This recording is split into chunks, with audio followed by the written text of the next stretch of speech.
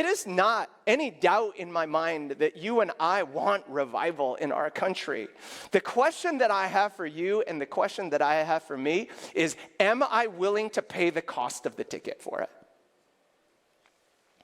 Because what you're going to find is this, that somewhere between the promise and the payoff is something called the process, right? And oftentimes, here's what happens, that you and I forget the promise that God has given us.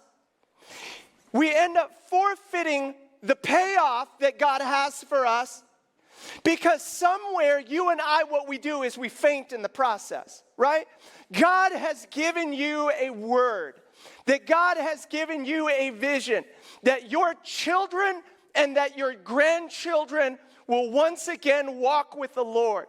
And here's the problem, that you are in the process of trying to faint in prayer, and let me remind you that you cannot do that.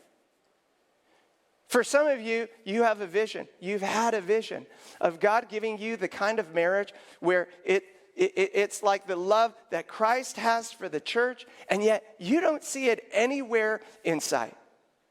And here's what I'm begging you to do. I'm begging you just not to faint in the process, just not to give up in prayer. Because here's what I believe. I believe that before God wants to do something out there, right? You and I want revival. Before God wants to do anything out there, that God needs to do a work of revival inside of us first.